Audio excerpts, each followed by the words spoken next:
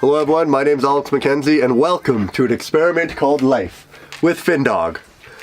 So basically what is an experiment called Life? I'm pitching it as, I'm a guy from a smaller town in northern BC, Prince George to be exact, and I quit my 6-figure a year job. I sold my house and all of my belongings, and I bought this RV for me and my dog Finley to move into, and we're going to tour the country in an effort to make my dream of becoming a professional stand-up comedian come true.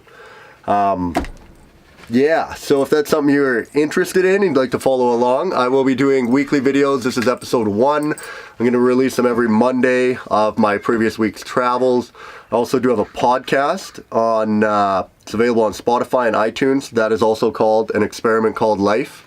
You can go to my website, www.anexperimentcalledlife.com, and you can check, I got all my tour dates there for where I'm performing comedy. You come out and see a show, that'd be really cool. So yeah, if you we're interested, follow along and let's see if we can make a dream come true. Now, a little bit about me. I know we'll talk about after I graduated high school, I went to college. I took a year program there at, it was called CNC, was the college I went to. And I did a year program to become a pulp and paper technologist. After that, I started working at one of the 3 local pulp mills in my hometown at the age of 19. I worked there for about a year before I bought my house. So I had a mortgage and was living the, typical Canadian dream, they call it, at the age of 20. I was in general operations for about another 2 years after that, and then I got a bid into the steam plant where I had the opportunity to become a power engineer. So that was an 18-month correspondence course through BCIT, and then I became a power engineer. I did that for about another 3 years, and then I was kind of getting bored of that, so I had the opportunity again, an apprenticeship came up to become an industrial instrumentation mechanic. And now that was a 4-year apprenticeship program through BCIT. So basically you would work 9 months and then you would spend 3 months down at BCIT in Vancouver at school. And that was probably the happiest time of my life. I really loved going to school. It was relaxing, I felt, and I felt like I was working towards something, so I didn't really have a lot of other goals or anything going on because I felt like I was achieving something. And yeah, as soon as I finished that, then I got into the regular working life, and that's when I started to get a little bogged down again because I realized that this was now my life. Like I was 29 at this point when I finished. I'm 31 now, to give you a little context, and I found that I was like, dude, this is your life now. Like you're gonna spend every day of your life for the rest of your life doing this if you don't change something, and that got a little scary. So then I don't know, I started doing comedy when I was about 26, I would say. I was 26 the first time I ever got on stage, but it was always kind of just a hobby. I never thought of it as a career, just kind of did it as fun. But then we had a comedy club open up in town here, and I had the opportunity now to perform every weekend. And I remember it was really exciting because you got to meet all these people. I would meet these professional touring comedians every weekend that were making an actual living doing something they loved. And that was super inspiring to me.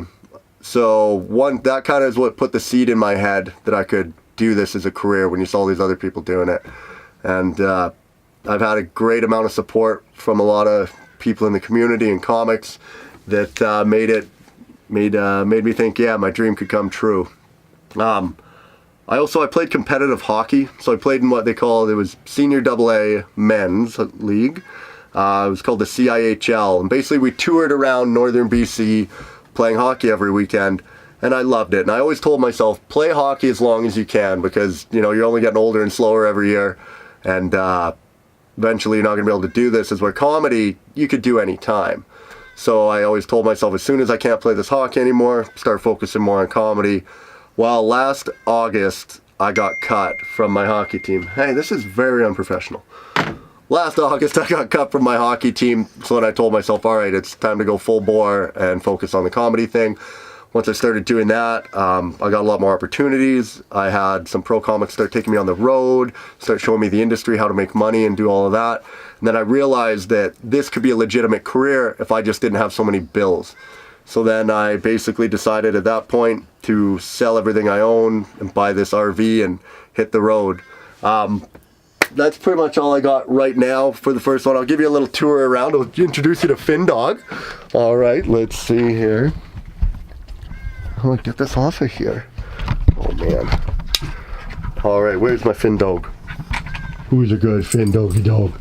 This is my boy Finn Dog. He's a 9-year-old chocolate lab. I've had him for 9 years, and he's a great dude, and he's going to be my road companion.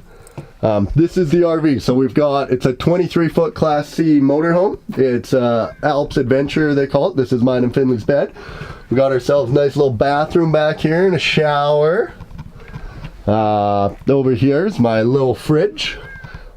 And this is basically where I'm going to keep all my clothes and stuff. Pick my 10 favorite t-shirts.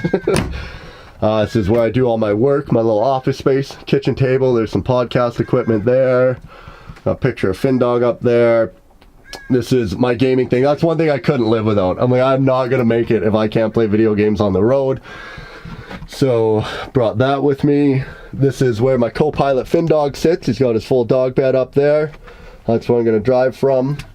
And yeah, it's a great way to stay in shape. So yeah, I think that's about all I got right now. I will keep doing weekly videos and update you, and I hope you guys follow along, and let's see if we can make a dream come true.